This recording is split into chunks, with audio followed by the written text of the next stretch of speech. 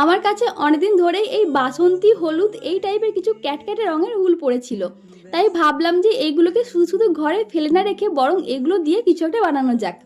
আর শুধু ওই বাসন্তী হলুদ কালার দিয়ে যাই বানাই না কেন দেখতে খুব একটা ভালো লাগবে না, তাই ওগুলোর সাথে আমি ভীষণ মিষ্টি এই বেগুনি কালারের উলটা অ্যাড করেছিলাম। আর এগুলো দিয়ে আমি আজকে একটা আসন বানাবো। প্রথমে আমি বেগুনি কালার দিয়ে একটা গোল করে নিয়েছি, এবার ওই বাসন্তী কালার দিয়ে এই গোলের চারপাশে একটা চৌকো করে বক্স করে নেব। এর আগে আমি বাড়িতে অনেকগুলো গোল আসন বানিয়েছি, তবে আজকে প্রথমবার আমি একটা চৌকো আসন বানাবো। আর আজ অবধি আমার তৈরি একটাও আসনের ভিডিও তোমাদের সাথে শেয়ার করা হয়নি, তার কারণ ভিডিও করে কোনো কাজ করতে গেলে না অনেকটা বেশি সময় লেগে যায়। এমনিতেই এই টাইপের হাতের কাজগুলো করতে অনেক সময় লাগে, তার উপর যদি সেটা ভিডিও করে করতে যাই তাহলে সময়টা বেড়ে দ্বিগুণ হয়ে যায়। আর সব সময় কাজ করার আগে ভিডিও করার মতো অতটা ধৈর্যও থাকে না। তো যাই হোক, বাসন্তী কালার দিয়ে আমি কয়েক লাইন করে নেওয়ার পর আবার প্রথমে বেগুনি কালারটা দিয়ে এখন 2 লাইন করে নেব।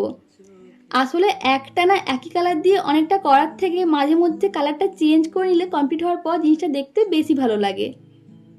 তো এই যে এখানে আমার বেগুনি কালার দিয়ে 2 লাইন করা হয়ে গেছে। আর এখানে আমি বেগুনি কালারের দ্বিতীয় লাইনটা একটু অন্যরকম ডিজাইন করার চেষ্টা করেছি। খুব সম্ভবত সেলাইয়ের ভাষায় এই ডিজাইনটাকে পাপ স্টিচ বলে। তো এতক্ষণ পর্যন্ত এটা যেভাবে করেছি এর পরের বাকি অংশটা সেম এভাবেই কালার চেঞ্জ করে করে করে নেব।